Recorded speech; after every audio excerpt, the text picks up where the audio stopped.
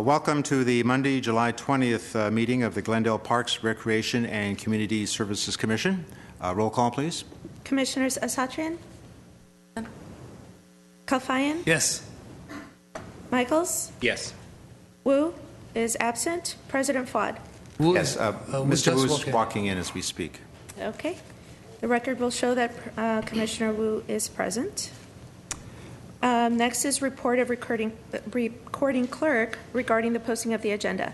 The agenda for the July 20th, 2015 regular meeting was posted on the bulletin board outside City Hall on or before Friday, July 17th, 2015. Item 2 is upcoming council agenda items. Next item, please. As President filed, members of the Commission, tomorrow night, July 21st, on the City Council consent calendar, we have a motion to award a professional services agreement in the amount of $480,000 for preparation of design and construction documents, contract administration, and contract observation for the Pacific Community Center repair project. The Pacific Community Center was originally completed in 2003. Unfortunately, we have experienced water damage almost immediately, and so this work would be to correct that water damage, and this is estimated to be about a $3 million project once construction gets started. On the City Council action calendar for tomorrow night, July 21st, we have a motion to award a construction contract to Powell Constructors in the amount of $1,844,000 for construction of park improvements for the Riverwalk Phase 2 project, including a resolution of appropriation to appropriate $890,000 of additional funding for this project. August 4th, the City Council is dark. On August 11th, under the City Council action calendar, we have a motion to approve the Palmer Park final design and construction documents and authorization to advertise the project for bids. Under the City Council consent calendar, we have a motion to approve the Civic Auditorium exterior improvements and authorization to advertise that project for bids. Then on the City Council consent calendar, we have a motion to reject bids received for construction of mechanical systems for the Duke-Majan barn associated with the development of the barn educational center. Currently, the barn is just a shell, so this would be the beginning stages of completing site improvements to complete the interior of the barn and to reuse it as the educational center. We did go out to bid on this project. The bids came in 100% above the estimated cost, so we are recommending to redo these specifications and to let it out to rebid. Also on the consent calendar on August 11th, we have a motion to approve a professional services agreement for security guard services. As you might remember, we currently contract with a security guard to assist in patrolling at night only and closing 26 of our parks to supplement our efforts in our police department's capacity. And President Fowd, that's all that we have on schedule. Okay, next. Next is item 3, introductions and presentations at A, introduction of new commissioners Ellen Asatrian and Grant Michaels. As President Fowd, if I may, I want to welcome and introduce two new commissioners, two new appointments. The first is Ellen Asatrian, who is a 23-year resident of the city of Glendale. She has a degree from one of the best universities in the country, UCLA, in political science. She currently serves as the executive director of the Armenian National Committee of the Western Region, very prestigious position.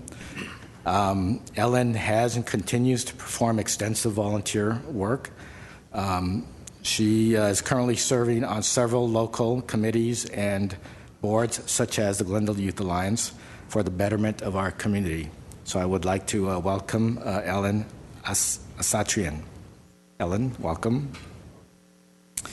I would also like to welcome and introduce Grant Michaels. Mr. Michaels attended Occidental College. He is a 19-year resident of the city of Glendale. He is currently the president of a company called Advanced Computer Technology, or ACT Act for short, with offices on Foothill Boulevard and La Crescenta. Mr. Michaels has been active on the Homeowners Coordinating Council, the Montrose Verdugo City Spar Heights Neighborhood Association, and Glendale Clean and Beautiful, just to name a few of his affiliations. Welcome, Mr. Michaels. And President, if you would like each to say a few words, that's up to you. Ellen, would you like to say a few words? Sure. I'm very excited to be here. I mean, the process of the appointment and me being here today was very quick, and I wanted to thank the staff for bringing me up to speed so quickly. The appointment happened last Tuesday, and then the orientation happened on Thursday, and here we are today. So I wanted to thank everybody, and especially the past commissioners. I look forward to building on what you've created, and I hope that we bring a lot of arts and additional open space in Glendale. That will be one of my very big priorities. Mr. Michaels? Thank you. I'm pleased to be here. I would like to thank the outgoing commissioners as well. I've tried to get to know them through the hearings, the videos, and I endeavor to work with my fellow commissioners, the city staff, to serve the community. Thank you. Next item. Item 3B, recognition of outgoing commissioners Rodney Kahn and Dottie Sharkey. Yes, President Fowd, commissioners, speaking of the outgoing commissioners, I would like to say a big thank you and recognize our two outgoing commissioners. The first is Dottie Sharkey, who has served on the commission since 2006, so she is very much a veteran and very much a calming influence, and especially for myself as I was new to this department not too many years ago. From May 2009 to May 2010, she served as the president of the commission. We are very fortunate that although she is coming off this commission, she will continue to support the Community Services and Parks Department as a board member of the Glendale Parks and Open Space Foundation, and we will continue to see her smiling face on the Doghouse GTV6 program. So we do have a plaque for Dottie, but why don't I give them both when you're done? Yes. Mr. Kahn. But before we do that, I also want to give a big thank you and recognize Rodney Kahn, who served on the commission since 2007, from May 2010 to May 2011, and then again from September 2013 to August 2014, served as the president of the commission. And again, I have known Mr. Kahn to be extremely civic-minded and committed to serving this community, so I would not be surprised to see him again in one capacity or another doing work in support of this department or one of this department's many programs or community nonprofit departments, organizations that the department partners with. So, Mr. President. May I invite you two to the podium, and let me give you your plaques.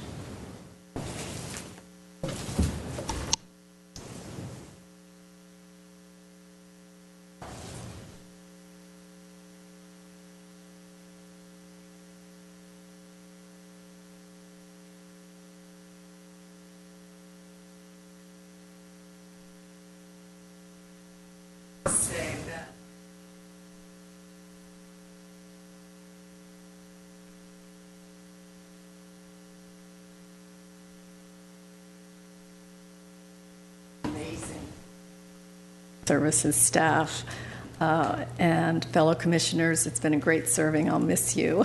And not to forget to mention our administrative assistant, Iris Marino Hernandez.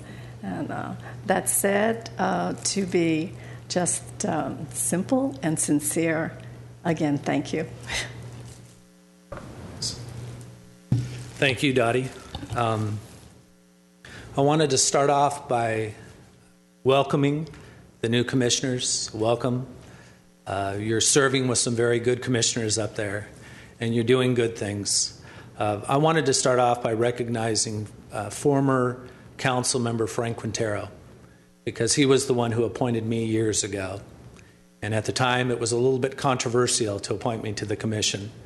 But he took that stride, and I thank him for that. Also want to thank Council Member Paula Devine, who reappointed me as well. I think doing good things for our community is what we all want to do, and I think this commission does that. So thank you very much, and thanks for the recognition. Thank you both.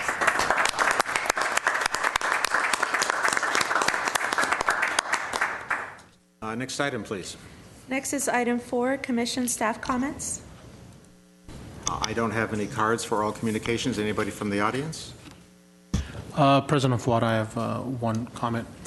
The 22nd annual cruise night was supposed to be held last Saturday, July 18th, and due to Mother Nature not cooperating with me and my staff, we had to cancel it. So the event is rescheduled to August 29th, Saturday, August 29th, between 5:30 and 10:30. We'll have the same entertainment, and hopefully we'll have same amount of people enjoying over 300 vehicles on Brand Boulevard.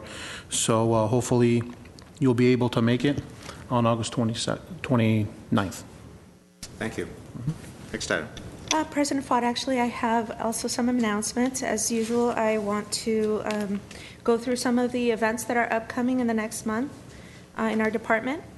On Wednesday, July 22nd, from 6:30 p.m. to 8:30 p.m., we have summer concerts in the park at Verdugo Park. This time it's Skinny Little Twits doing 80s music. On Saturday, July 25th, 6:30 p.m. to 8:30 p.m., we have a campfire program called Something in the Air Tonight, featuring skunks. And on Wednesday, July 29th, from 6:30 p.m. to 8:30 p.m., we have another summer concert in the park at Verdugo Park. This time performing is Cold Duck. That's an R&B and dance group. On Friday, July 31st, 5:30 p.m. to 10 p.m., we have a teen night out at Pacific Community Center. On Tuesday, August 4th, from 6 p.m. to 8 p.m., we have a national night out at Pacific Community Center. On Wednesday, August 5th, 6:30 p.m. to 8:30 p.m., we have the last summer concert in the park at Verdugo Park, and this time it's the Ho Dads playing 50s and 60s music. Saturday, August 8th, from 8 a.m. to 12 p.m., we have Riverwalk Workday at Riverwalk. Friday, August 14th, from 9 p.m. to 11 p.m., we have a Perseid Meteor Shower at Duke-Majan Wilderness Park. And on Monday, August 17th, from 2:30 p.m. to 4:30 p.m., we are back here for another Parks, Recreation, and Community Services Commission meeting. And that takes us up to next month. Okay, thank you. Next item. Next is oral communications. I don't have any cards. I don't have any cards, please. Item 6, consent items. At A is approval of the minutes of the Commission regular meeting held on June 15, 2015. Do I hear a motion to approve? I will move it. Second? Second. Okay. And I'll take roll call. Commissioner Sasatrian will abstain, correct? Okay. Kalfayan? Yes. Michaels? I'll abstain. Thank you. And Wu? Yes. President Fuad. Yes. Next item. Item 7, action items. At A, motion to review and recommend final approval by the City Council of the Palmer Park Improvement Project. Will your staff make the presentation and then we'll take the speakers? Yes, President Fowd. I will make an introduction, and then we will review a slide presentation on the proposed improvements, and then if you have speaker cards, we can take the speakers. So Palmer Park is a 2.8-acre neighborhood park, a very dense part of the city of Glendale and southern Glendale. The existing park features include a restroom maintenance building, sheltered group picnic area, playgrounds, a wading pool, a small skate element, 2 half-court basketball courts, walking loops, a community garden, mature trees, an open turf area for passive recreation, a parking lot that's tucked in the south end of the park.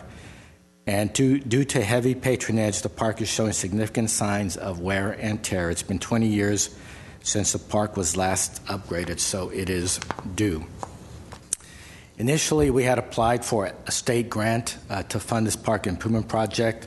We were not successful with that grant, but we were able to accumulate other funding sources, such as community development block grant funds, state housing park funds, and development impact fee funds. But as part of the development of the design proposal for the state grant, we underwent extensive community outreach to develop the design as it was required for the state application. The outreach included a total of 11 focus group meetings, design workshops, and community meetings with residents within a half-mile radius of the park. Staff and the design consultant also reached out to parents and students at Roosevelt Middle School and John Muir Elementary Schools, as those families would be the prime users of this particular neighborhood park. We reached out to the Adams Square Merchants Association and the Adams Hill Neighborhood Association, and the residents provided input on 5 elements of park design, which included recreation features, design of those features, location of those features, ideas for park security, and ideas for park beautification. This valuable input received regarding the committee's needs and priorities are incorporated in the current design. The following describes a proposed park improvement design, and again, we'll review the graphics in a minute. But it includes improved irrigation system with local and eco-friendly materials combined with water-wise and native plant palette, consistent with the city's goals of sustainability. It includes improvement park security with complete replacement and addition of site lighting with energy-efficient fixtures, and improvement to the police patrol drive path. All of our newly developed parks now have a police patrol drive path through the park. It includes a new park entry design and replacement of fence and gate along Palmer. It includes a fully renovated and expanded restroom building, enhanced picnic area with new cooking stations with sinks and barbecues, addition of new site furnishings such as benches, picnic tables around the new wading pool area, drinking fountains, bike racks, playgrounds, walking path, and basketball courts, a new shade structure over the playgrounds, improved active recreation along the existing walking path with 6 new pieces of outdoor fitness equipment, expanded active recreation through 1 full and 1 half court basketball courts, an expanded wading pool with sloped beach access for ADA compatibility, and a better defined pool area with bench seating and picnic tables. Also, new active recreation through a skate amenity with street skate elements, and a new toddler play area consisting of a poetry path, gathering circles, planting circle, and seating area. On April 1st, 2014, the proposed park design with all of the above elements was submitted to the City Council for approval and authorization to proceed with development of construction documents and the final plan. As part of this report, the project architect, Susan Arduli, made a presentation to the City Council, which included a discussion of all of the recreational features that were being expanded, including the basketball courts, the skate area, the wading pool, and the playgrounds. And the project design was enthusiastically approved by the City Council at that time. The engineer's estimate for construction of this project is $2.4 million. And at this time, we will go through these slides, which gives you a clearer picture of what's being proposed. So this would be, unfortunately, the project architect could not be here today, otherwise she would be giving the presentation, so I will do the best that I can. We do have another architect from Susan Arduli's office, so if we have technical questions, there is someone here to answer questions. This is the existing layout of the park, including the entryway on Palmer Avenue, the open recreation area, the existing play areas to the left, the upper left corner, the existing 2 half-court basketball courts in the middle left, the existing picnic pavilions at the upper right, and the restroom buildings represented by the blue shaded square. And this would be the new site plan, which includes a newly designed entry.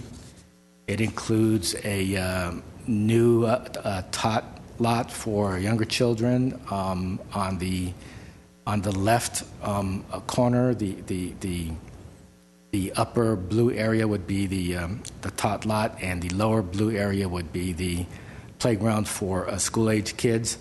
There will be covered metal shade canopy, which we will see later. This plan includes an expanded skate element represented by the gray area in the middle left of the diagram. Then below that would be a full court basketball court and an additional half court basketball court. Then we have the open passive recreation area to the right. We have the new expanded wading pool in the center, represented by the aqua blue color, and that represents a beach access, which is required by the county health department. And again, you'll see a better graphic of that in a few minutes. And then to the right of that, the upper right of that, would be the picnic pavilions. So next slide is a rendering of the newly designed front entrance. One of the things that we're doing is the current fencing is set back 5 feet from the sidewalk, so we're going to be moving that fence to the property line on Palmer. The next slide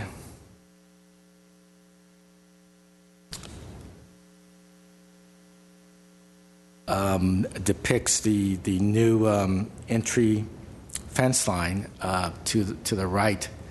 The upper. Do I have a pointer?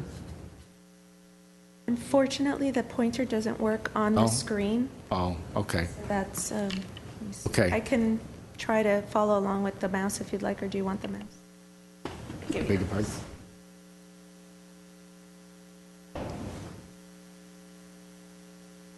Okay. Let's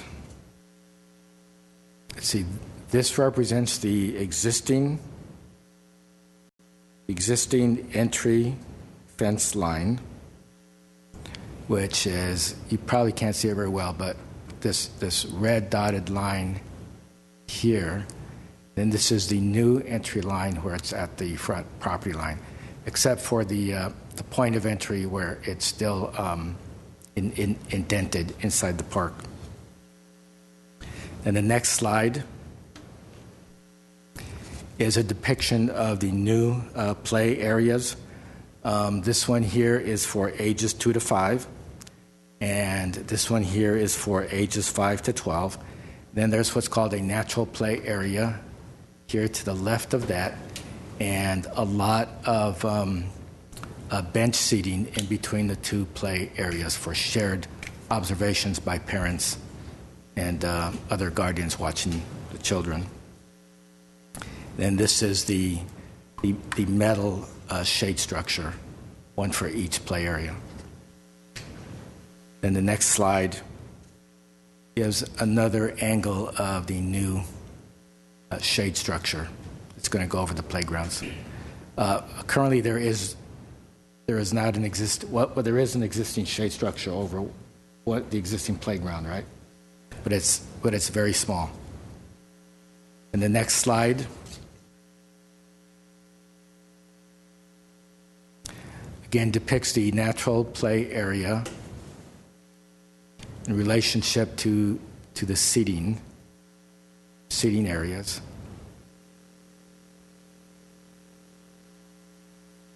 And then this would be a gathering circle for reading and the like.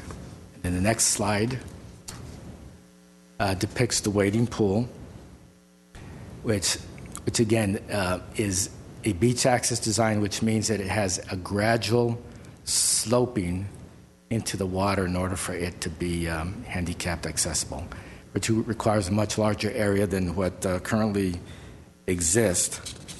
Our current wading pool, for example, is 157 square feet. This one is going to be 655 square feet. And all of our wading pools, we have 5 in our system, are very popular. And they are constantly rented, obviously, especially during the summer. And even after summer, it's available for rental for kids' parties throughout the year. So this is based on the community feedback that we got, this was a very important and popular feature that the residents wanted to retain, in order for us to be able to retain it and meet current standards, we had to comply with new requirements for pools, and so it had to grow in size. The other thing we added was benches and seating areas around the pool, which we currently don't have in the current park. And then this is a picnic area right adjacent to the park, again to accommodate and facilitate wading pool parties. And the next slide is another view of what the wading pool will look like. And then this slide shows the basketball courts, and in context of the entire park. So we currently have this configuration down here. We have 2 half courts back to back, and based on community input, after restrooms, basketball play was identified by the residents and families that participated as a second highest priority. So this is the new configuration of the basketball courts. And the next slide again shows a side view of what the courts will look like. Then the next slide depicts the skate park or skate element, which again is expanded from what currently exists. This is the current existing skate park here. So this will be much larger. It'll be adjacent to the basketball court. So these 2 activities are concentrated in one area of the park. We don't have skateboards. The risk of skateboards or basketballs flying into the playgrounds or persons on the walking path or picnicking. So they're concentrated in the same area. Then the next slide depicts the portion of the walking path where we are adding 6 outdoor fitness pieces of equipment, and these are them here.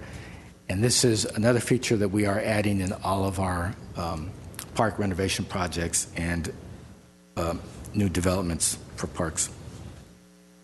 And again, very high on the community's priority list.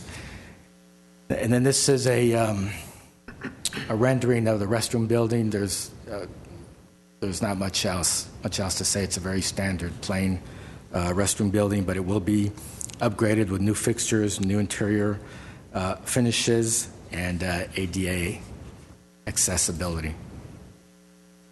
Then the next slide shows examples of site amenities. These are examples of the benches and seating amenities and tables that will be part of the improvements. And then these are other examples of the amenities that will be going into the park. Example of the lighting, the new grills, the water fountains. These are type of benches that will be sprinkled along the walking path. And then new bike racks and the like. And so in summary, what we are attempting to do is to create a new park identity, to improve the site amenities, to grow and enhance the active zones of the park. Again, it's a neighborhood park in a very dense neighborhood with a lot of families, a lot of youth, and so this is one of our more youth active parks in our community. We are planning to use sustainable plantings and to enhance fitness and play with the new improvements. And I will stop there, Mr. President. This is a description of what we are proposing to you and to City Council as the final plan for the Palmer Park Improvement Project. Thank you, Mr. Duran. If the Commission doesn't have any comments at the moment, why don't I call the public? We have 2 cards. Mr. Kapushian, please. Please step to the podium. Please state your name and address for the record. Gerabet Kapushian. First of all, good afternoon, ladies and gentlemen. Thank you for the opportunity I got here. I'm here to talk to you about the Palmer Park, which we had a very nice representation, but we have a concern that it just bothers more than 30 families that we live right behind the area where you guys going to put your basketball courts. First of all, I've been here quite a while, and I go park very often. And the mostly problem we have in there that people use drugs, people they come, they use alcohol, and what happens sometimes they, especially after 8 o'clock, that they can't smoke the dope because the cops circling around. They come in our yard, our backyard, and I caught them like a couple of times, and I asked them what they do there, and they said they're looking for the basketball, which I don't think, because they think that's a safe place to be, because the cops, they can't go in our area. So I made a couple of complaints. I tried to see if we can solve it. Actually, that's a safety. But then when Mr. Ronick, I had a chance to meet him, he says actually you're putting a bigger basketball court. So instead of we solving the problem, we're creating another nightmare.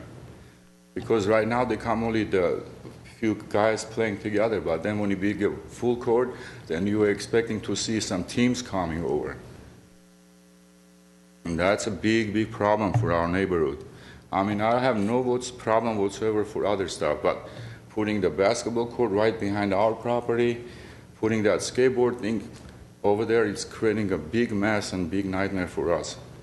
And actually, I have these people that making a complaints. I mean, we don't know that you're going the final stages. But if I can, I really appreciate if you can reconcern this and see what we can do about these basketball courts. I mean, it's going to be a big mess.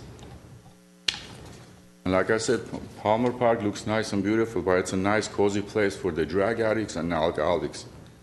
I mean, if you guys ever had a chance to be there, you can come and see what's going on after 8 o'clock and see what's the situation. This is a big concern, and it's a big safety for our community. We want to have a nice and safety place to walk around, have a good time and relax after the work. But the park is open till 10 o'clock. These people are over there all the time. And I don't know how to explain my concern, but that's no, I think we understand what you're saying. Do you live in a house or an apartment? Mine is a house. Okay. But there's a lot of people living in houses and also the apartments, and most of them are sick people. Some of them have an amputation of the legs because of the sickness and stuff. I mean, when I was getting the signatures, people were actually, I mean, they were so excited. They said, we need some help to get, to solve this problem. Because right behind that basketball court is our property. And most of the time, like the cops usually used to come over there.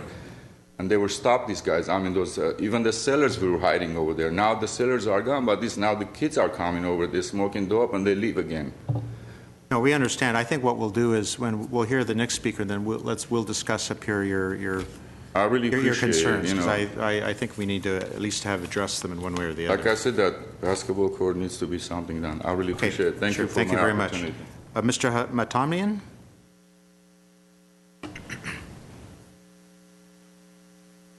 Please state your name and address for the record. Nori Katamian, living 1226 Boynton Street, apartment 105, Glendale. Please proceed. I don't have anything to add whatever this gentleman was telling you back. But I'm living there for 25 years, and since 8 years ago I'm sick and I have a lot of surgeries I have to do and I have done before. And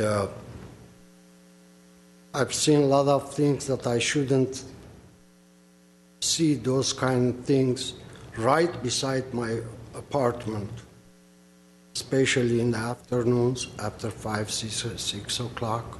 Actually, in the parking lot, the people park the car and then go to the parks. I've seen a lot of things I shouldn't see those. And no, I heard that they want to move that basketball court to right behind my windows.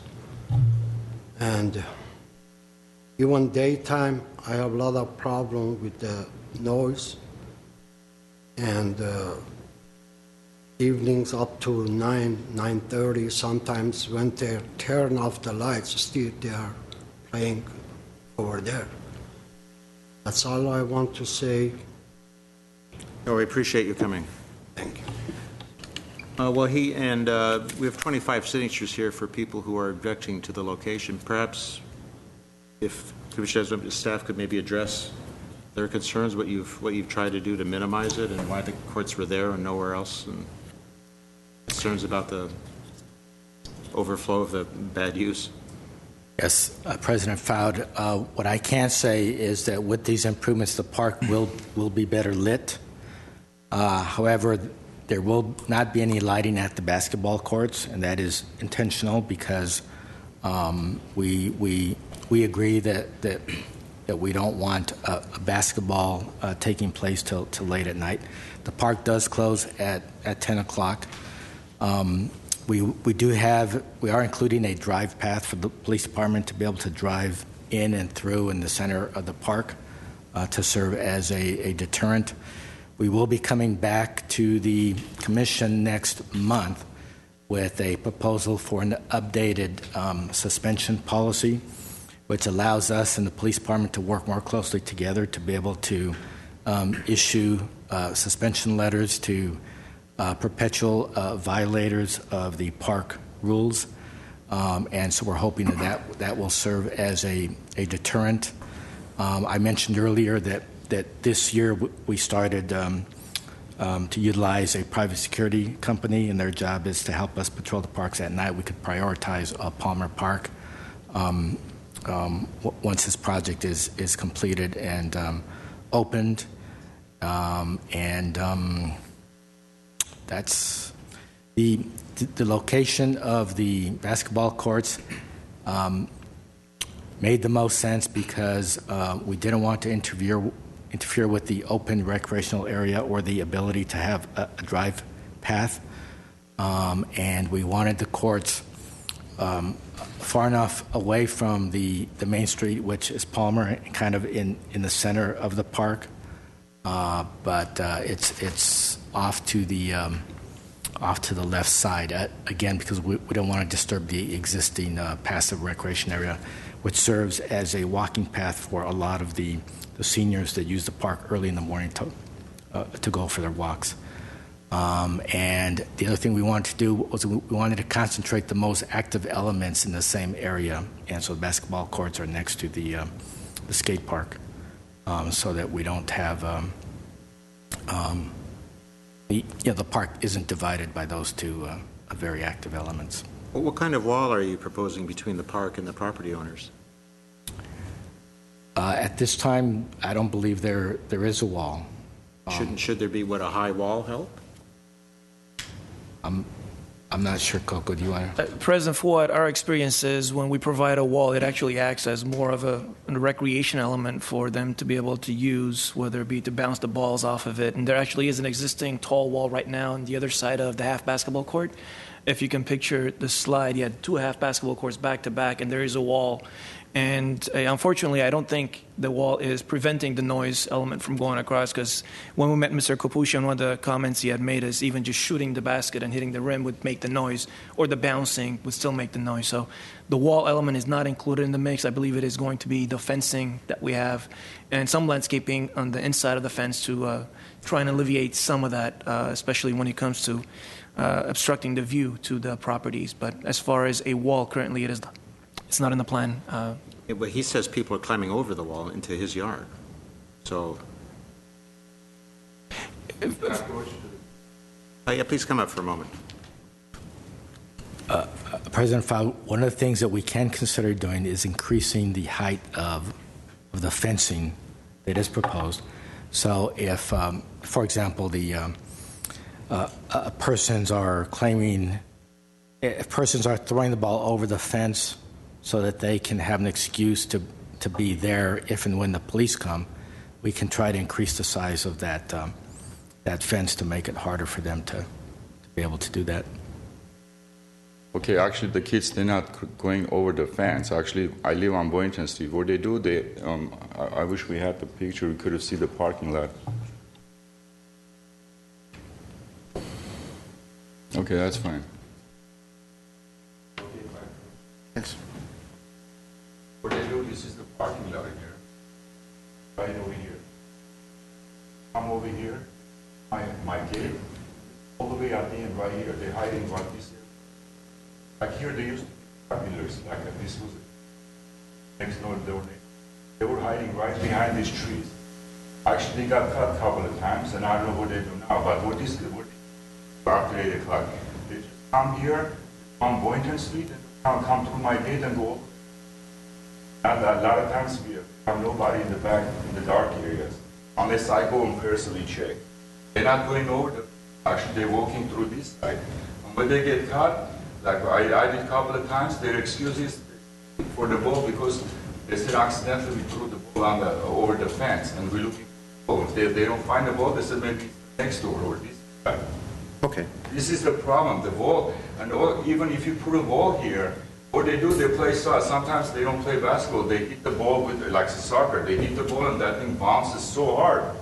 I mean, that's the whole concern. And I understand you guys going to move that skateboard area over here also. So everything you have is going to be right out behind this property here. We have building here, we have 2 houses, we have another property here. Actually, this is going to be ridiculous, I swear to God. I mean, what we're going through every day now, it's kind of hard to explain, but please take this as a concern. If there's a possibility, looks like the only thing you guys left, you should put maybe the restroom over here and we just make everything you have throw on my side and everything else be nice and quiet. I don't think that's fair. Like I said, they're not going over, they're coming through my gate. Okay, well, thank you very much. Thank you very much. I hope I explained. So I guess they're not approaching through the park as much as going through his property, which we really can't. It's correct, President Fuad. Our understanding was when we met Mr. Kapushian is they are accessing it through Boynton, through the street, using the basketball as an excuse to access the back of his property for activities, which unfortunately, even moving the course or not putting them in place, if the elements still are there, may still not address the fact that some of those individuals will still look for areas to go and do their activities. So I'm not sure if that will still address that problem. And there's residential on all sides of the park, right? Yes, sir. So if you move it, I mean, I understand what you're saying, not breaking up the park by putting it, say, in the center, but no matter where you prove it, the next door neighbors aren't going to like it, would be the assumption. Correct. Yeah, please, go ahead. So I had a couple of questions. How much security is currently provided within the area? Would be the first one. Maybe we can go one by one. Commissioner Satarian, the patrol officers that we have on contract, they will patrol that facility towards the day they start, which is about 5, 6 o'clock. They'll do one patrol, and then at the end of the day is when they come in to lock up the facility. So we don't have... Say 5, you mean in the evening? Evening, correct, evening. Our crews are at the facility anywhere from 6:30 to 7 when they open up and do their general activities. Unfortunately, we don't have a body station at this location because since we're on routes, they'll come and take care of this park and move on to the next. And maybe they'll make their way back for an afternoon shift. So as far as our personnel being on site, we don't have anybody scheduled to be there permanently. And as the security patrol company, they'll do one early afternoon, then once late at night after 10 to come in and lock the facility. Is this something that's present, or the complaints that the department has received or the commission has received, is it at the same level as other parks in regards to security and what's happening within the parks? Or are there certain areas that don't have this issue as much, so there can be more attention placed on this one? Unfortunately, Commissioner Asadrian, a lot of these activities we experience in most of our parks. Some parks tend to have a higher level of activity than others, but in most of our park facilities, as you will note later on in my presentation, we're going to show you some of the vandalized facilities related to graffiti and just general vandalism. We experience it across the city. So these types of activities are prevalent to just parks late afternoons when kids are out of school, and a lot of them unfortunately don't have much to do but to act up. It isn't specific to this facility. We do experience it in other areas as well.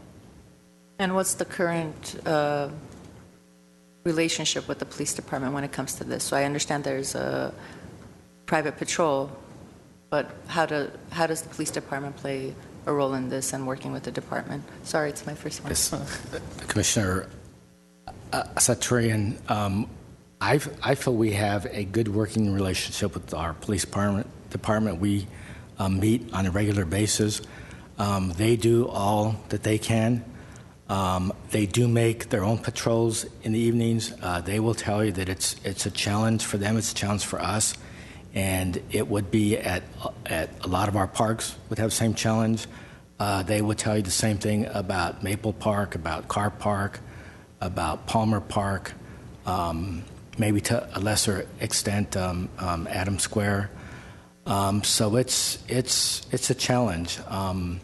They do what they can, and the private security company is supposed to supplement what our police department does. We don't have our own park rangers. The only staff we have visiting the parks is our gardeners, so we don't have a staff at this park. Parks where we have community centers and programming, we do have staff, and it's easier. And I would venture to guess that most of the issues are in the evenings where we probably wouldn't have staff anyway. So we do rely on the police department and now on our security company. And they rely on calls from residents, and I'm sure they will tell you that they're doing the best that they can. If these persons get flushed out from outside of the park, in a sense, the police department is doing their job. Unfortunately, they get flushed out and go onto private properties and do their business. It's frustrating. It's a challenge. Is there a list of priority parks that are submitted to the police department that have, a higher number of complaints and issues? Commissioner Sadrian, our working relation with the PD is such that when we see an elevated activity in a specific park facility, we kind of raise that up to the top as far as a priority. For example, last month, Harvard Mini Park was essentially hit several times back to back with graffiti. In our communication with PD, we highlight those facilities that are having very active vandalism, so they do make those a priority. So we work well in identifying the areas we'd like for them to increase their patrols, and they comply with this. Some of our facilities in the past, they've done the bike patrol where they get their office on their bikes, and they've issued numerous citations that has been very productive when they do that, and those tend to be in the peak of activities and elevated facilities. And what are the results? They do, once the bike patrols and or PD does increase their patrols within the facility, activities do kind of slow down a little bit, yet as Mr. Duran identified, they just move to a different facility where they feel more secure and they see less patrol police officers. Okay, thanks. I have other questions in regards to the project, but maybe I think we can Any other discuss commissioners have this. some thoughts? Yeah, Mr. Michaels. Can you clarify the fencing or the wall along that edge where the basketball courts are and the skate park? Is that a solid wall, or is that fencing that is visible from the park into those areas? Commissioner Michaels, I believe it is a chain link fencing, and we have in some cases ivy that has grown into it, which will probably sustain to obstruct the view from the properties. And in areas that it is at this point open, doesn't have any ivy, will be, as part of the project, will be growing some landscaping to try and block the view. But it is chain link fencing. It is not a wall. Well, my thought is if the fencing is more visible, I'm assuming the dotted line represents the patrol path. Yes, sir. The path could be changed so that there are two paths, so that the patrol path does go along the basketball courts and the skate park closer to that area. So that way the police patrols, the security patrols could have a better visibility of that area, making it more visible and less attractive for that element. If that path were widened to allow a turning point near the wading pool, as well as a turning point near the basketball courts, that may be an option to give the patrol routes two different routes, so that way that element doesn't know which way the patrol route is going to travel.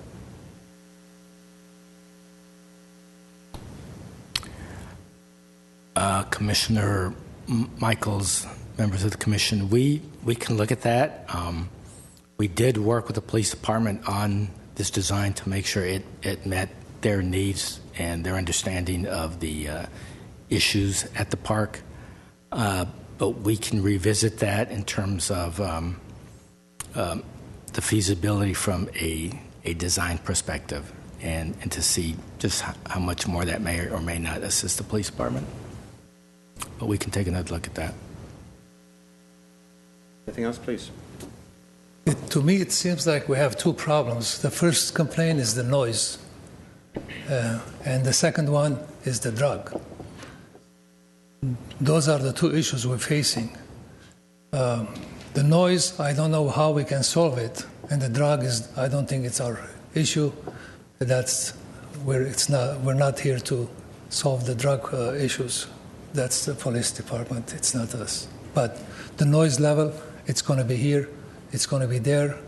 And the idea for us is to create a basketball so we can keep the kids out of the drugs, out of the streets, and keep them busy that way.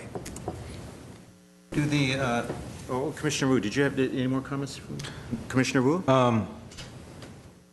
I think having heard the testimony of the adjacent residents, I mean, we do need to be mindful of their concerns. And I think that, as Mr. Panussian said, and Mr. Duran as well, when the police comes in and they do enforcement, these people tend to take their activities off public property into private and become more of a trespassing issue.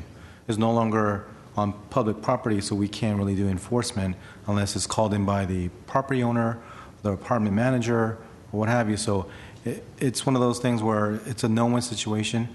I think it's a concern that we definitely have to be mindful. But with the design, being that it's cited by all residents on four corners of the park, wherever you locate the parking, wherever you locate the basketball court along with the skate park, the adjacent residents will have some concerns. So even though I appreciate the concerns that were raised by the residents, I think that as far as the design layout, it's a challenge, to put it mildly.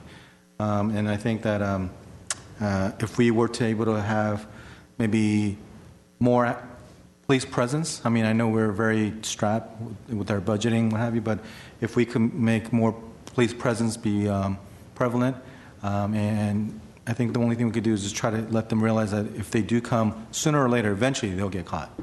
Not maybe that day, maybe not that week or month, but if they have that kind of mindset, well, you know what, let's not go there because I know that there's huge police presence, and hopefully getting the residents more engaged and saying, hey, you know what, if they do see an activity that's taking place, having them place that service call. So when we do see that there's a huge number of service calls coming from the park, then we will need to allocate, proper amount of enforcement to be able to address that. So I think it's going to be it has to be a team effort. I understand the concerns of the residents, but at the present time, I just don't see where it will be a better design. Relocating the basketball court and the skate park, I don't think is going to solve the ongoing issues. And if I may, Commissioner Wu, the new design does allow for the police patrol to be able to go through the park. Currently, we do not have that ability because the pathway isn't wide enough. We are looking at expanding that pathway, as you see the dotted line. So police will be able to go through the park facility and exit on the other side. And again, currently, the other side, the main entrance from Palmer Park, doesn't allow for that given its current design. With the new design, the police will be able to be more active in this facility by driving through. And to address portion of Ms. Commissioner Michael's question is once PD comes through right in that area in the back, they'll be able to see, and just police presence within the park driving through will address the concern whether they're towards the west end of the park or closer to the basketball courts. I think that was one of the goals of our police officers when we met with them in reviewing the design, is to allow for them the path through the park facility. Just the fact that they're driving through the park will instill enough fear in some of the activity so they will secede. And the improved lighting will definitely help as well. So those are some of the issues we started looking at as far as the safety. Hence the proposal does include a wider drive-through for the police and exit on the other side. Has the city ever contemplated cameras for parks? Security cameras? Yes, President, filed commissioners. We do have security cameras at the Adult Recreation Center, at Riverwalk, at Maple Park. We are currently working with several city departments on developing a citywide security camera policies and procedures, and a program to begin to purchase cameras and install cameras. It's a need that we have. Our need is a little different than other departments because we have a need for cameras that monitor exteriors, whereas some departments have needs for cameras that monitor activities within buildings. But we are in dialogue with the other departments, and there are a number of departments that have camera needs. So we're looking at that now. We can look at that for this park. To be honest, we were waiting for the development of that security camera policy before we figure out what we needed to do with Maple Park. I'm sorry, with Palmer Park. But what we can do is we can speed that up, and we can make our security cameras for Palmer Park separate from the overall policy so that we don't get held up. And maybe we can have something developed by the time we're midpoint of construction. And Now, the skate thing is unsupervised, right? Unlike our skate park. Correct. And you say the lights, it's not lighted, so people don't use it after dark. Is that really effective? Do people not use it, or do they just go about it in the dark? The basketball court, our experience is at all of our other parks that have unlit basketball courts that people will still try to play basketball in the dark. And I suppose there's no realistic way of closing a gate, having a gate and closing it. That's just too manpower intensive. Along those lines, I think the only thing that we can do is fence the basketball courts like they do on the Eastern Seaboard. A lot of their basketball courts. They have no fences at all? No fences. Oh. It's open basketball courts. Yeah, which is very common in park design. But you had some more comments? I did. Well, actually, I wanted to address the cameras. Please. We had a similar situation where I live. The alleyway between two buildings continuously had individuals coming at night. We ended up, our HOA ended up actually installing cameras, and we actually put lighting in that alleyway from our building. I want to say within 3 weeks, and this was a continuous problem with numerous reports going to the police department. And I want to say in a couple of weeks, they actually, there were arrests made, and that completely disappeared from our alleyway. I really think that not having lighting doesn't allow for families to actually use the basketball courts, and allows for people that are there for other business to conduct it as such, because people aren't actually really using the basketball courts. My recommendation would be to, if it's possible, to add lighting and have them actually be in use. So I would think that people that are there for drugs and alcohol would really not be so open about it under light. My other question was in regards to the report that you gave on outreach and focus groups. I just wanted to learn a little bit more about the process of how the department conducts the outreach and what the results were, how many people participated in that. I know I'm coming in at the very tail end of this, but how much input are we talking about from the residents? As Commissioner Satrian, members of the commission, there were a total of 11 community meetings. First of all, the outreach that we did for this project was significantly more than what we normally do. And the reason we did significantly more outreach for this project was because we were applying for a state grant, and the state grant required extensive community outreach. So we conducted 11 community meetings, which were a combination of customary meetings, focus groups, or design workshops. And we reached out through mailers to all residents within a half mile of the project site. We worked through the two local feeder schools, Roosevelt and Muir, and worked with their PTAs and tagged on to meetings that they had scheduled with parents.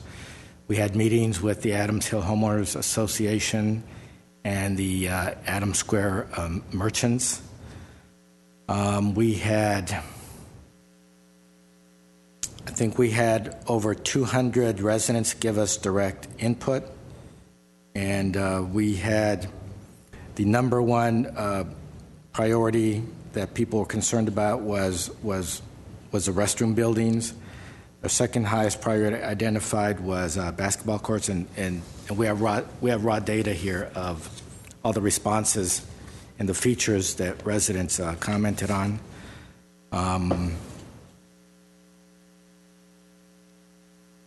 We had we set up tables in the park on 2 occasions on a Saturday, and all the users in the park at that time we conducted a survey, and they were asked to identify what the priority needs were from their perspective for the park, and so we got input from the regular users of the park. And that's how we conducted our outreach. Now, typically, we are in the middle of master planning for Fremont Park, to give you an example. And with our consultant, we have had 2 community meetings, which have been very well attended. We've probably had 50 persons attend each meeting. The first meeting was in the park. In the middle of the park, we set up canopies and tables and chairs.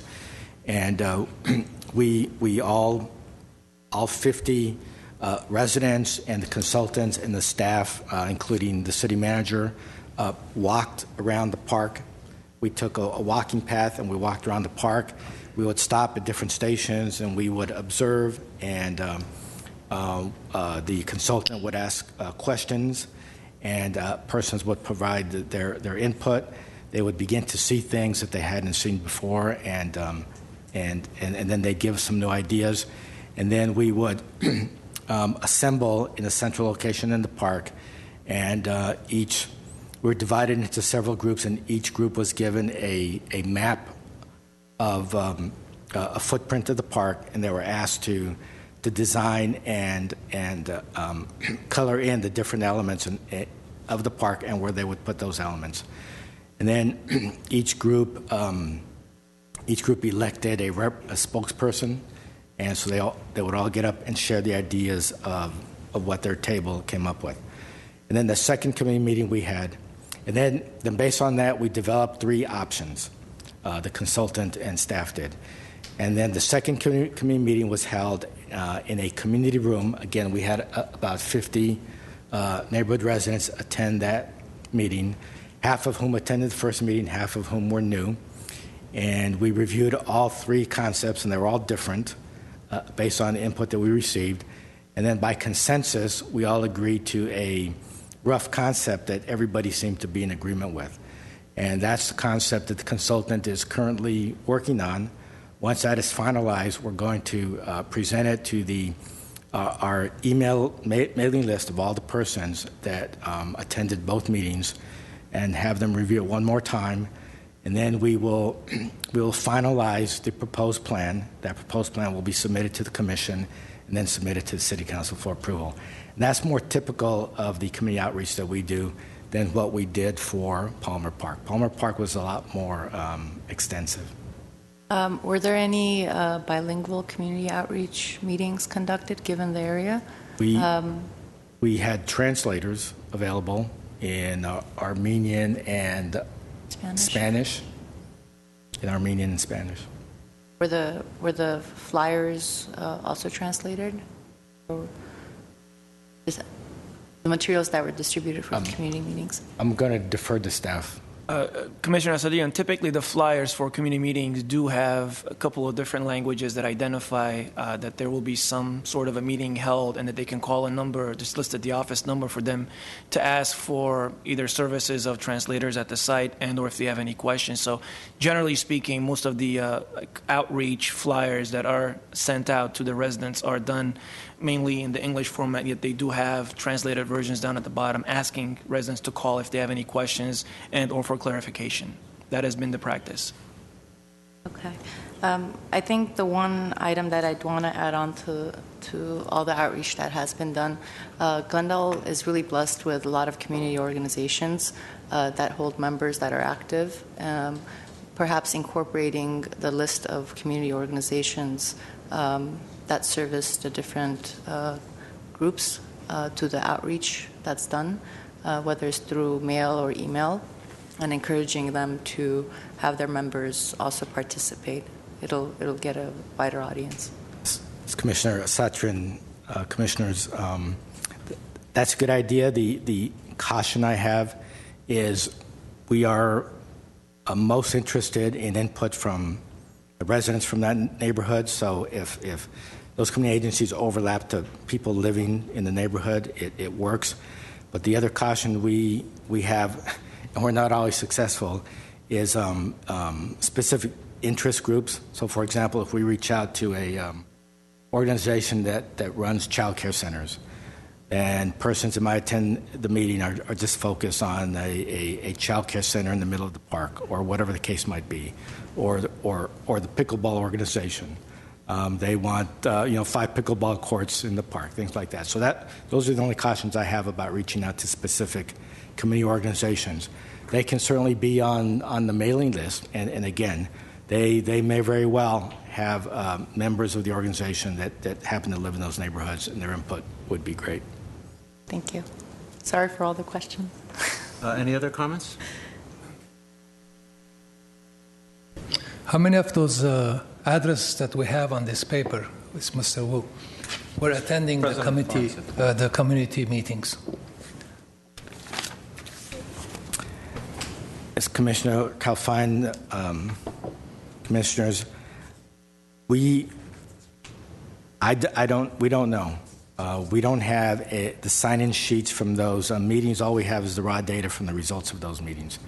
So I couldn't tell you how many of these persons were either notified of the community meetings, or they moved into their units after 2011, which was when all of these meetings were taking place, or they don't remember receiving notices and didn't attend. I couldn't tell you. It seems to me it's one street. Most of the signatures are one street there. On Boynton. Commissioner Calfine, if I may, generally speaking, again, when we present the flyers for these community meetings, the location of the facility of interest, there's approximately about 500 feet square that the residents' addresses are pulled from a system and sent. So generally speaking, the neighbors adjacent to the property in question get sent flyers. They would have learned by word of mouth, most definitely. Well, if there are no more comments, maybe we should, I guess I have a general comment, on the assumption that there will be basketball courts and skateboarding, which was certain the communities definitely wanted. They're going to have to be somewhere. And it's sort of based on design concepts, they probably have they're best near some edge of the park, and no matter what edge you put it on, the adjoining neighbors are going to have issues. So I guess our mission is to make it, ameliorate as much as possible, recognizing, it'll never be perfect. So I guess maybe do we want to shape a motion? I would add, to a motion approving it, if that would be my inclination, something to the effect that we have staff look at the cameras. Is there anything else commissioners want to add? Lighting. Now, when you said lighting, do you mean actually keep the basketball courts lit? Yeah, because we're talking about the area that has the problem is right by the basketball courts, and the gentleman was mentioning how it's extremely dark, and they actually use those dark spaces. It doesn't necessarily have to be the basketball courts, but actually having maybe right where the trees are, right, have it actually be lit, right? So I guess any reflected light would allow them to play basketball, but I guess there's a trade-off. Okay, when you leave the lights until 10 o'clock, actually you attract more people. So if you turn the lights off... Excuse me. that's okay. Yeah, please, come on. You leave the lights until 10 o'clock, actually you're attracting people because they stay there because it's nice and bright. But if you turn the light off at least like 7 o'clock or 8, they have to leave because the lights is not, they can't play. But if the cop comes and see the people are still there, they're going to ask him, what are you doing? So instead of leave the lights on, you should turn the lights before 8 o'clock. You had identified the fencing area, right, as the area of problem that they gather at, correct? Well, they gather in the basketball court area, and sometimes they just go around when they feel not comfortable. But like I said, if the lights is off, they can't play basketball. What are they doing over there? They have to leave, right? If they don't leave, then the cop has more excuse to ask them what they're doing over there.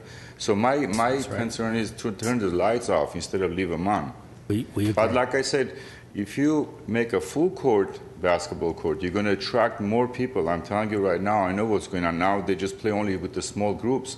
But when it's a full court, then the team's going to come from all over the place, anywhere. And it's going to be like a zoo. And I can guarantee you that. I don't know why you guys end up putting it full court. What's the advantage of that?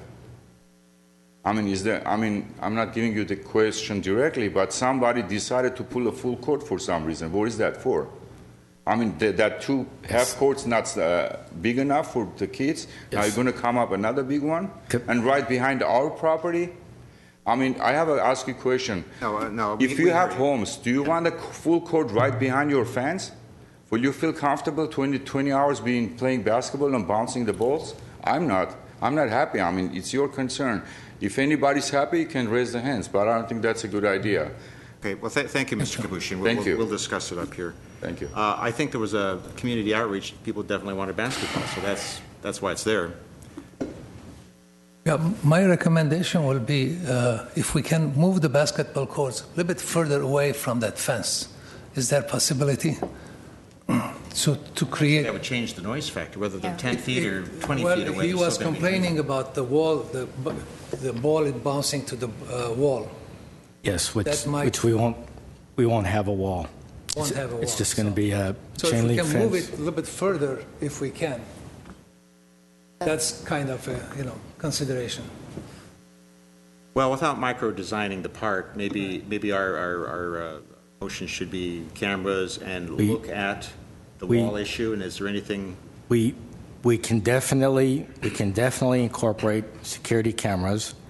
We can look at the lighting, not to light the courts, because we agree with the speaker. It's more of a deterrent to have dark basketball courts, even though they still try to play.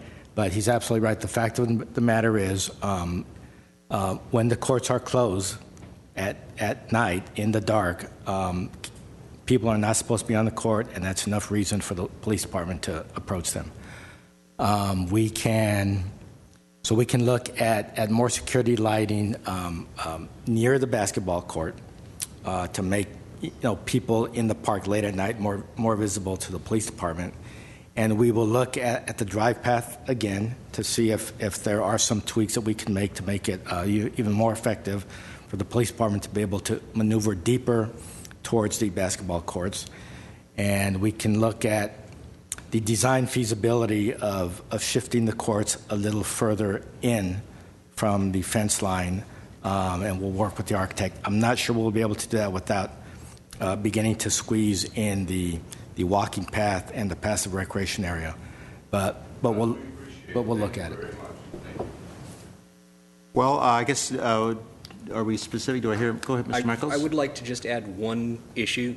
Even though the lighting for the park is an issue, I would encourage the neighbors to contact the police and the neighborhood watch and consider adding security lighting on their property so that their parking lots, whether it's around the apartment buildings, are better lit and less attractive for that element to congregate there, even though it's not part of the park. But at the same time, the noise is the factor too, so you can relocate it. Yes. We understand. Noise is always going to be an issue. Yes. Well, do I hear a motion then along the lines with Mr. Duran said, the qualifications? I will motion to move the Palmer Park improvement project with all the consideration that we discussed. Do you have a second? I'll second it. Okay, very good. Roll call, please. Commissioners Asatrian, Yes. Kalfayan? Yes. Michaels? Yes. Wu? Yes. President Fuad? Yes. And thank you, speakers, for coming this afternoon. Next item, please. Next item is just a moment. That's 7B. I apologize. You're welcome. Thank you. 7B is a motion to review and recommend approval by the City Council of the proposed plans for the Civic Auditorium exterior improvements. Staff comments? Yes, President Fowd, I will provide you with a little bit of background, then I'm going to turn it over to the project architect. The Glendale Civic Auditorium is iconic to the city of Glendale. It is operated by the city, by the Community Services and Parks Department as an enterprise operation, and it is rented on a regular basis for special events, including weddings, receptions, parties, trade shows, and exhibits. With the roof replacement completed in July 2013 and the new HVAC system installed in 2014 and 2015, the city continues to make improvements to the mechanical systems, and now with the exterior improvement project, the city is recognizing the need to make needed cosmetic improvements to the exterior of the building to increase its attractiveness and to sustain it as the community asset that it is. So what is being proposed as a cosmetic facelift for the Civic Auditorium is to repaint the entire building using 3 color tones, to remove the built-up craftsman-style canopy at the north entrance, leaving the columns and adding exterior light fixtures on the columns. And again, I will have Mr. Adrian walk you through the graphics. We want to install new awnings at the south entrance, which is the very sunny entrance to the auditorium. And we want to refurbish and upgrade 26 existing exterior light fixtures.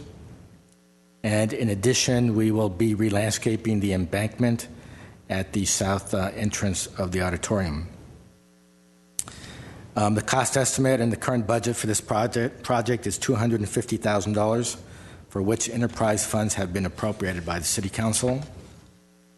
In terms of the project schedule, it is scheduled to be submitted to the City Council for approval of plans and specifications and authorization to bid in August, which means that bids would be received in September and construction is anticipated to begin in November and be completed in March of 2016. So at this point, I would like to introduce Mr. Javier Adrian to walk you through the improvements.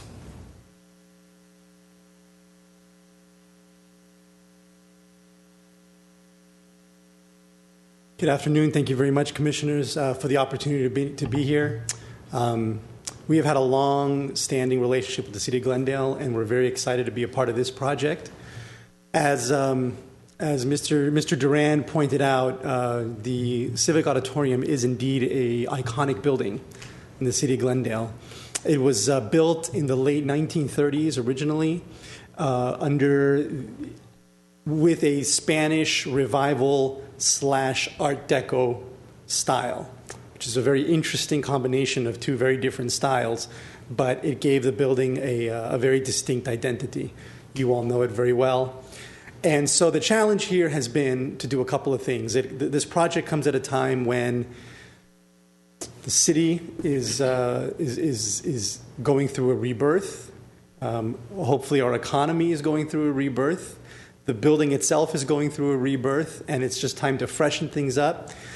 Perhaps take it back to where maybe it should have been in its glory days, but also looking forward. This also came around the time that Glendale revealed its new logo. So there was a sense of spirit when it came to colors.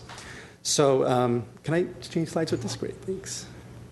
So we started off by looking at some examples of Mediterranean, Spanish Revival, Art Deco buildings. What we saw is a combination of a lot of very bold colors, not necessarily primary colors, but blues, grays, and reds. The top picture on the left has the arches, which are very reminiscent also of the arches at the Civic Auditorium. The building on the right is also an auditorium, and it has the relief, the plaster relief that's highlighted by that kind of a terracotta red. We've just started spotting all these different elements from all these buildings. And then, true to that time period, there was a nod to the blues and grays.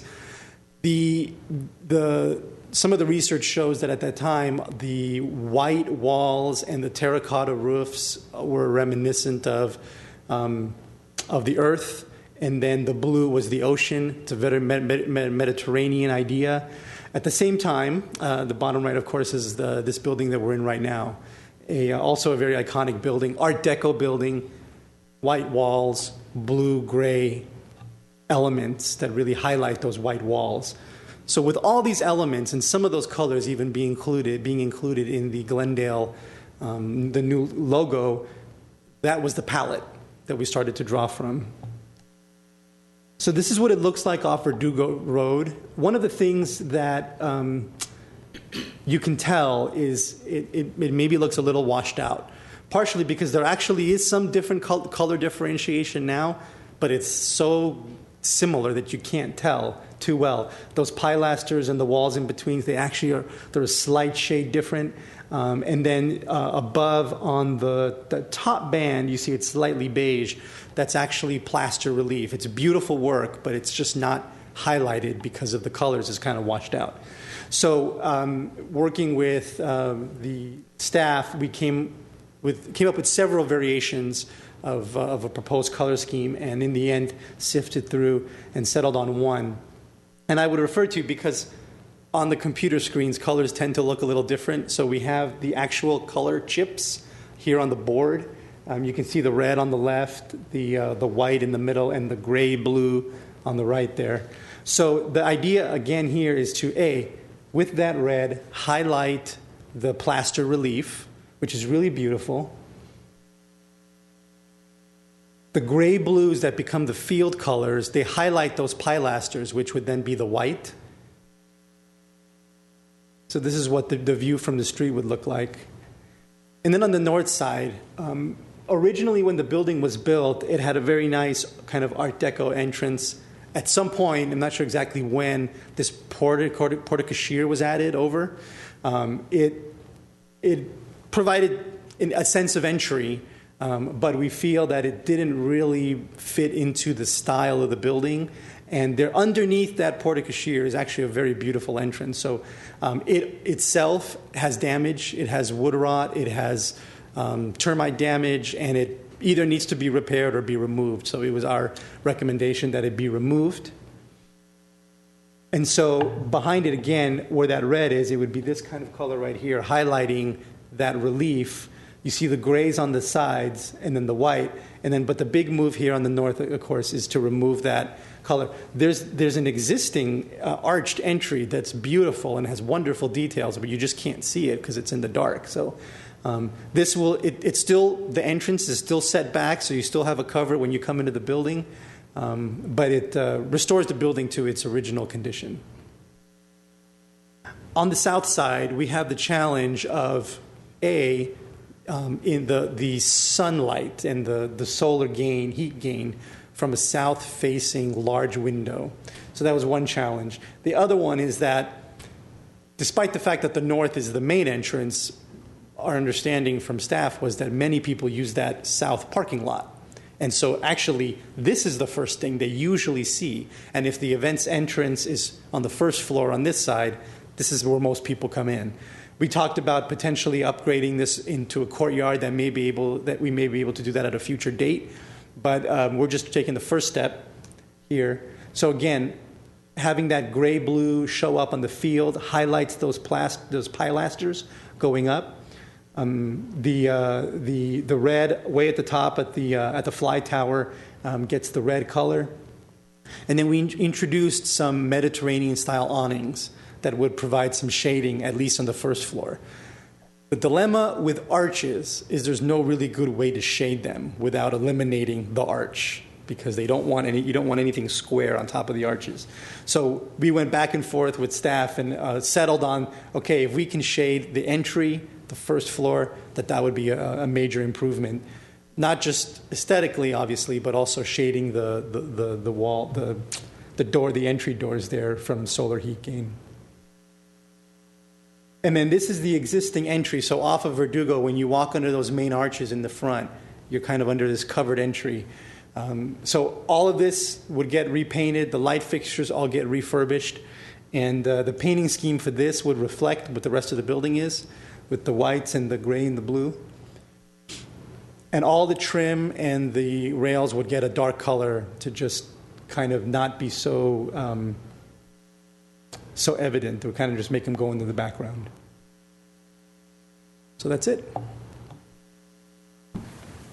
Any questions? Staff, any comments before we... Commissioners, any questions or comments? I have some questions. What is the goal exactly? What we are achieving? Do you have limitations since it's a historical building? We have, it's not officially on the historical register.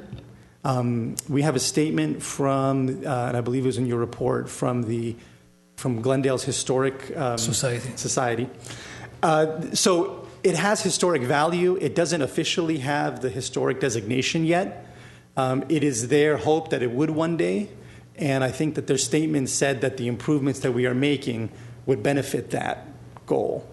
So the goal as the project itself is, I think that the city sees this building as an opportunity to not just generate income, but to be a vibrant asset to the community. And I think some of the early research led to the fact that it was being only used by certain groups because it just didn't look kind of up to date. And so that's the practical goal of the project. This is only external. Correct. Nothing inside. I should mention, forgive me, so we are painting, and that was the majority of the presentation. A lot of the changes that are happening in addition are not necessarily visible in the project. All the light fixtures are getting replaced, either replaced or refurbished. So these light fixtures that are existing, for example, here, will get removed, they get refurbished, they get upgraded. Then there's the security lighting around will get new housing so that all the lighting gets upgraded throughout the project. That was a major component. And we're adding additional lights as well. Our goal is to increase the visibility and make it look nicer from outside. Correct. But the inside is the same what we had. There's nothing on the inside in terms of this case, right? So it sounds like part of the goal is to make it look a bit more upscale to get another class of I think so, yeah. customers. Is there a specific line item for repair of the plaster? I know in some areas it is chipping. I just want to know if that is included with the painting. It's included in the painting. One challenge we will have, and it is covered in the drawings, when we removed that porte-cochere, they attached it directly to that beautiful relief. So there's going to be some detail work that's going to have to get done, but it's a small amount. It's not a lot. When you say relief, do you mean there's actually like sculptures? Yes, Or yes. bas relief, whatever you call it? Correct. And that's above the Verdugo hillside, Verdugo Road side? Correct. Well, yeah, you can see it, and I know we don't have a pointer. Can I borrow your mouse? Sure. That'd be right. Of course. So I'll point it out. It's up here. You can see this up here, right here. That is all textured plaster relief. It's actually really beautiful. It's like stamped. It's like a stamped plaster, right? And it's hard when you color it in these kind of drawings, but all of this here, and maybe you can almost get it out. Anyway, it's like up here as well, and it's all right here. And then on the Verdugo, you can see it very lightly up here. But when you color it, it'll jump out at you a little more. Because it sounds like it would be just as washed out with the brighter colors as no, I think we and again, looking back at the original examples, having it be bold, you can see it now, but you kind of have to walk up to it as it is right now. But even whether you have a lighter color or a darker color, first of all, it just needs to be repainted, period. And then having it be a bold color makes it stand out as part of a feature of the building. And then as you get up closer to it, you can really get a sense of it. The landscaping, because now the landscaping seems sort of random. When in the new refurbished, it'll highlight the building more, I'm assuming. Yes, and the lighting will help with that too. The lighting will, right now, much of the lighting came in afterwards. So we're trying to place the lights, for example, here on the front. If you look at the front, they kind of put the lights where they're supposed to be on the pilasters. That looks really nice at night when it's lit. It'll look better when it has the new refurbished lights. So that on the south side, we're introducing the light fixtures the same on the pilasters. So I think all those improvements are going to help, along with landscaping. Landscaping is not officially part of the project, but I'm sure there will be some done. How about using more awnings to make it more attractive? More awnings? Yeah. Where would you think we should have more awnings? Front or the Well, see, so the challenge... visible parts. Yeah, so the challenge on the front, obviously we talked about this one, is your entry wants to be an entry, and we don't need the shading.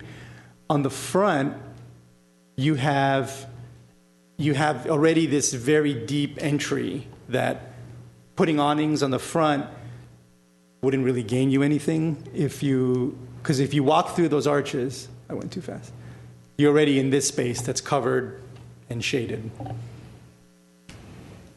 I wish we can turn it more into entertainment center, be more usable from the community. That sounds more like an interior. Yeah, that's general. So we can get Sting here. Yeah. That's Any more comments or questions? I have a quick comment and a question. I mean, I could see that it's going to be a vast improvement. It's going to be aesthetically pleasing. But I have a question to the staff. I mean, what do we get from, as far as revenue of rental income from the Civic Center on a yearly basis? And with that revenue, do you see an increase in revenue after we invest $250,000 into the property? Yes, Commissioner Wu, members of the Commission, I will defer to Mr. Bulanikian, but I will preface that by saying that as an enterprise operation, that means that we charge fees, and ideally the fees would cover the expenses.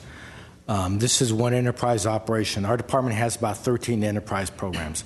This is one that does not cover its expenses. It never has, and I don't know if it ever will as a city operation. And Mr. Bulanikian can give you more details. But the building needs a paint job. Yeah, plaster is chipping. It's in very poor condition, so we do have to paint it. These are cosmetic improvements, but we believe that it will make the building more attractive, more interesting. We might get more looks for reservations, and so we think it will help our revenue stream and increase our rentals. So that is one of our goals, but not to the level where we will suddenly start meeting our costs. Fortunately, the other of our 13 enterprise operations do generate positive revenue, and those gains are able to offset the losses from the Civic Auditorium. For example, the sports complex, with all of its rentals and with the new artificial turf fields and other things that we're doing with the upcoming batting cage project, makes a good revenue stream, and it makes more than enough to offset the losses from the Civic Auditorium. So when you balance out all 13 of our enterprise operations, we're lucky that we can come out with a $400,000 or $500,000 profit at the end of the year. But Mr. Bulanikian could tell you the operating expenses and the operating income. Members of the Commission, President Faw, members of the Commission, our year-to-date total revenue for last fiscal year was $349,000 for the Civic Auditorium, which was about $100,000 less than fiscal year 13-14 due to the loss of a number of big shows and a number of rentals.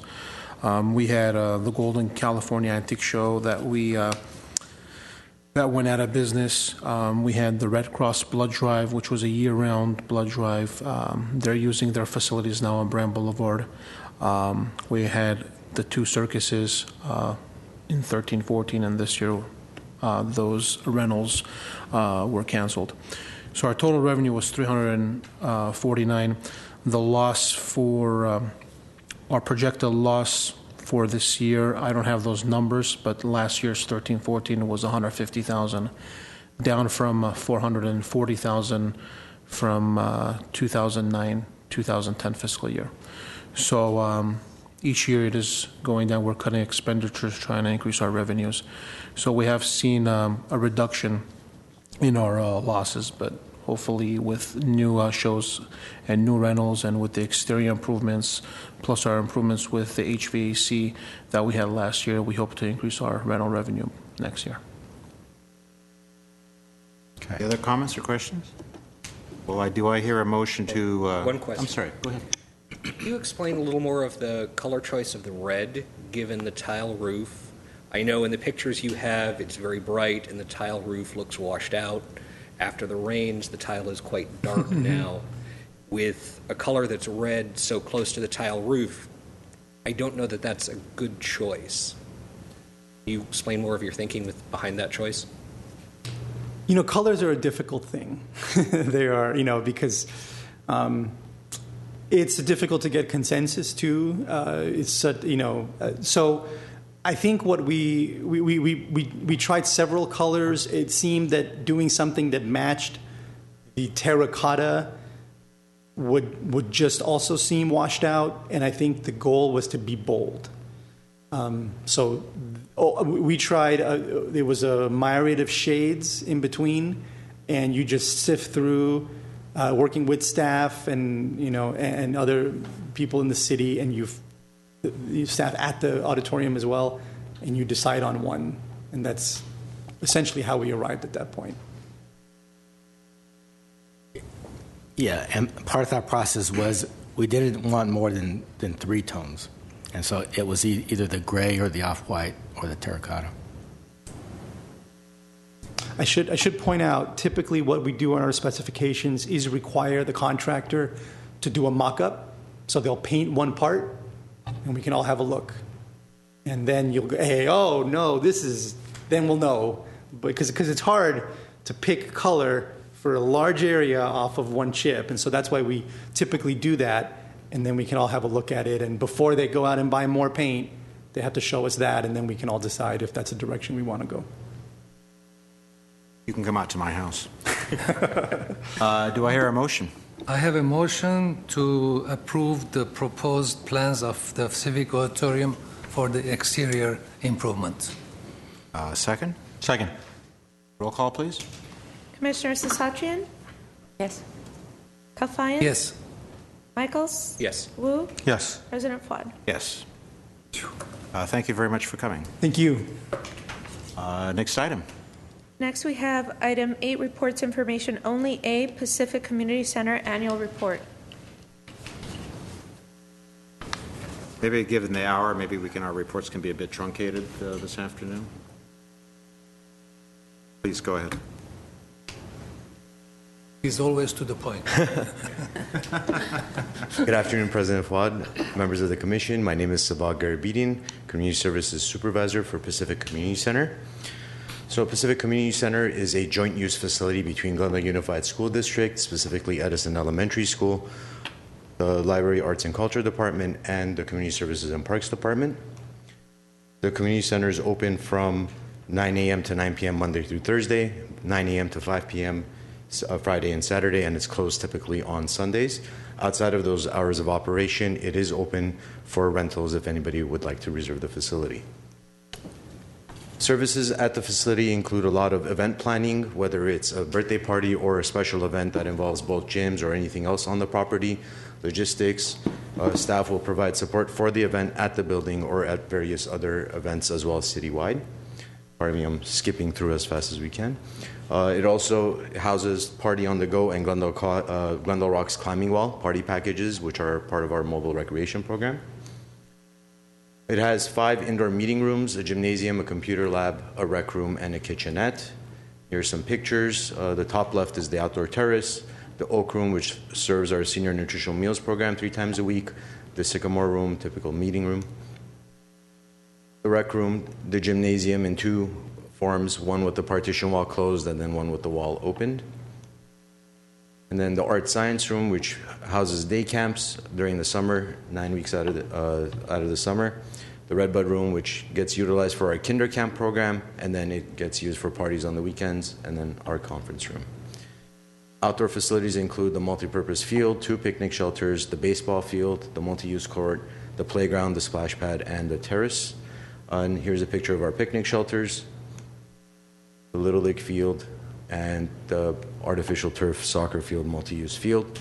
It's important to note that as of fall 2014, we started doing adult soccer leagues at using the facility, and we had 10 teams for fall of 2014 and 8 teams for winter of 2015. As the sports complex went under construction for redoing its artificial turf, we took on those leagues, and we continue having those leagues when the sports complex goes dark.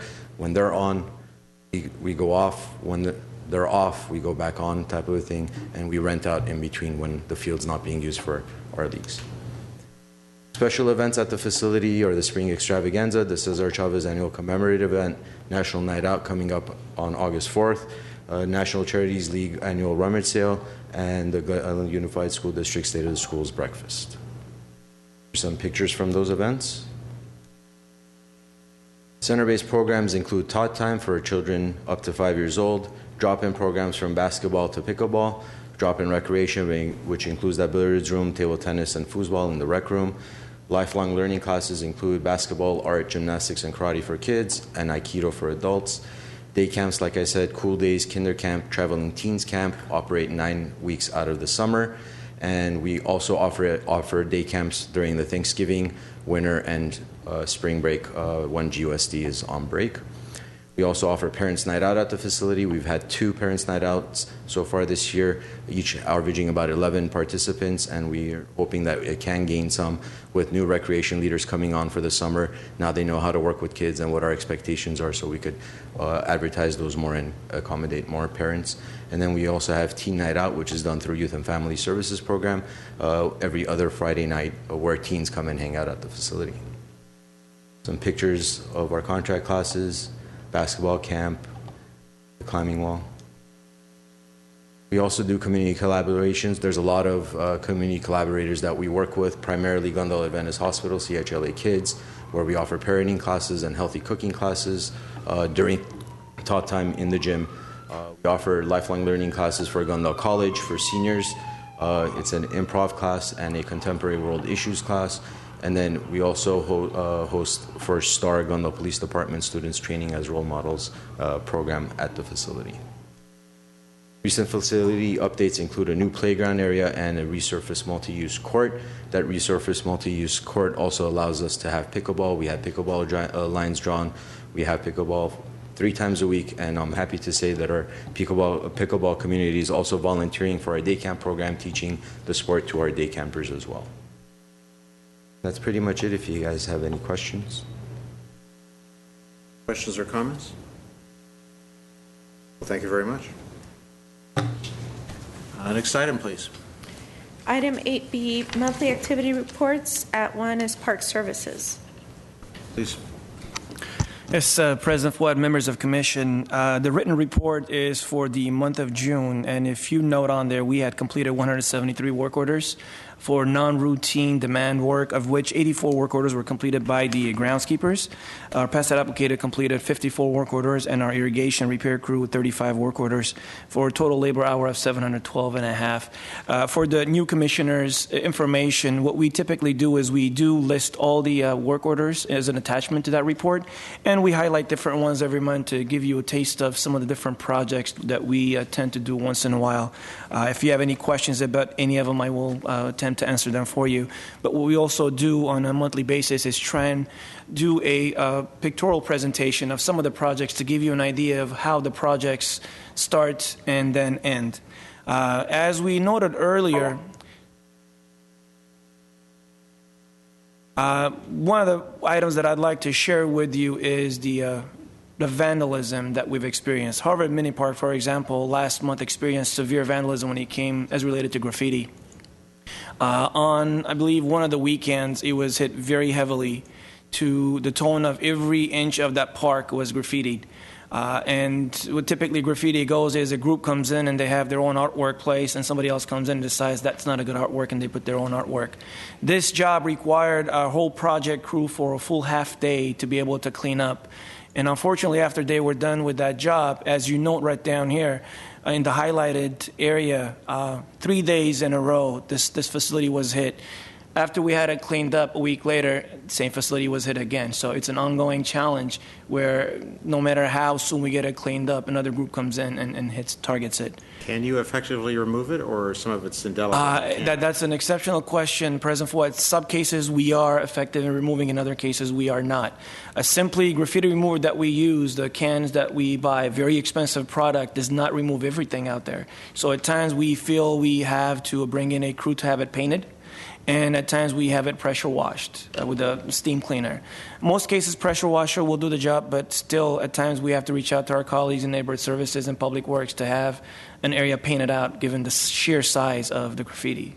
What about like cinder block walls? I noticed one of them was graffiti. Can that be power washed and cleaned? We start with the power washing and the attempts to have it removed, because cinder block walls we really don't want to paint. The tone needs to stay as natural as it is.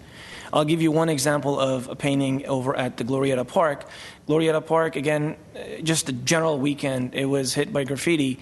And right in this area, you could tell, you see the difference is this would have been very difficult to pressure wash. You chip everything off the paint. So this is one area where it had to be painted off, painted over the graffiti.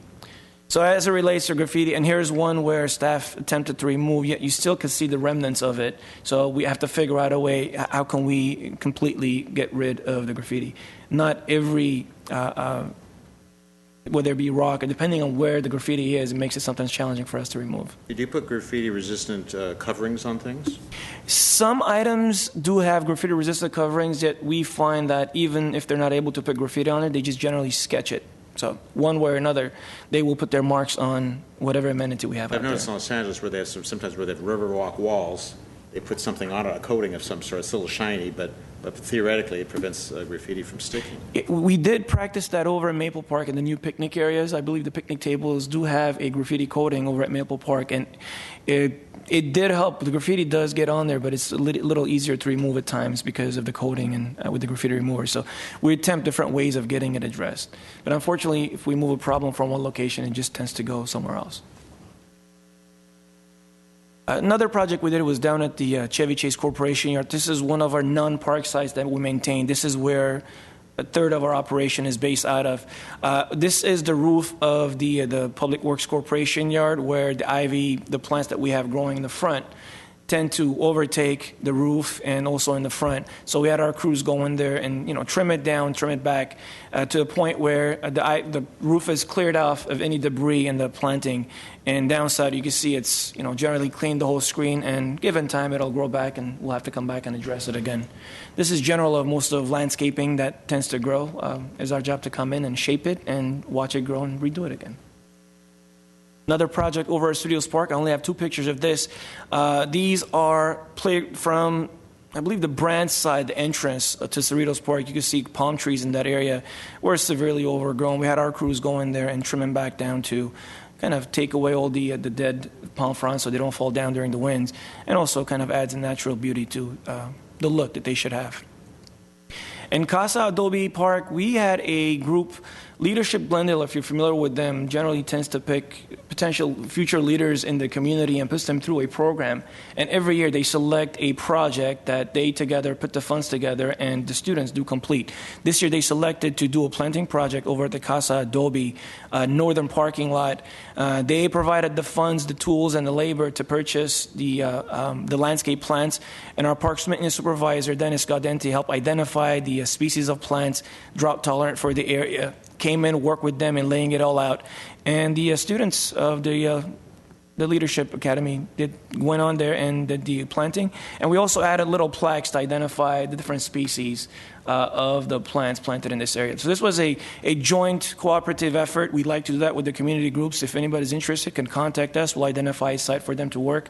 And with their funding to help pay for the plants, this was generally just a little bit of time for my park maintenance supervisors to help this project see to its conclusion. And it came out to be a very nice, beautiful job, and the group was very proud and happy with the product. So I have a lot of pictures for you.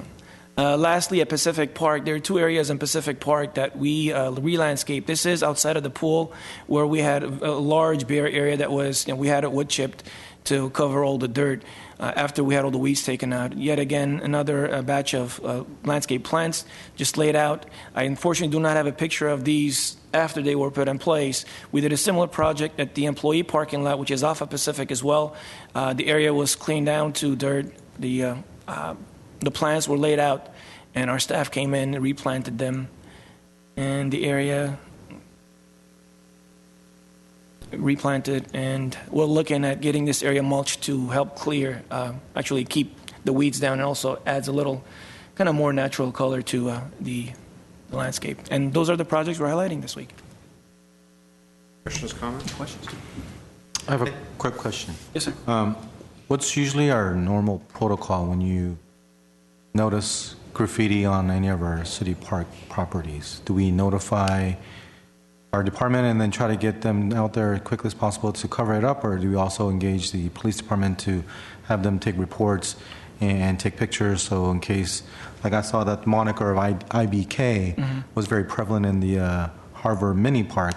So if we are seeing it only limited to Harvard Mini, or are we seeing it in other parks throughout the city, and then maybe the PD could kind of keep an eye out for that moniker? And Yes, Commissioner Wu, depending on the severity and the size of the graffiti, we do contact PD. For example, for Harvard Mini Park, a police report was filed, given the sheer size of the whole area that was tagged.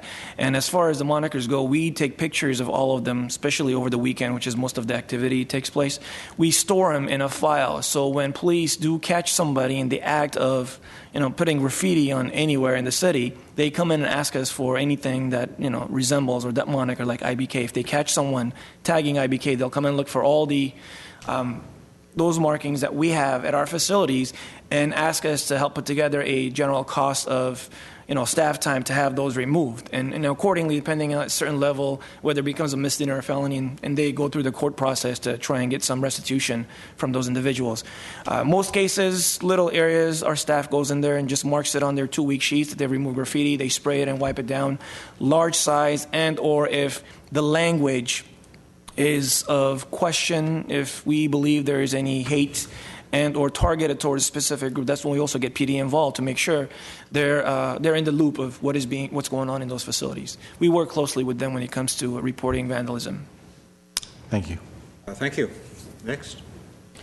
Next is 8B2, Recreation and Community Services. Yes, President Fowd, as we have been doing lately, these are monthly activity reports. In most cases, they're very brief and they speak for themselves. We don't have to give an oral presentation unless you have specific questions on these reports. I do like to give you the pictorial presentation as it relates to park services, because those pictures really tell a lot of what the crews do out there. But these are a little bit more self-explanatory. Okay. Anybody had any questions? Did they review them? If not, then I guess we're okay. So is that for the agenda then? Yes. So, okay, so we're skipping over 8B3 and 8B4 as well, right? Then next is adjournment. I guess, do I hear a motion? Or do we just adjourn? We can just adjourn. Well, unless anybody objects, we're adjourned. Thank you.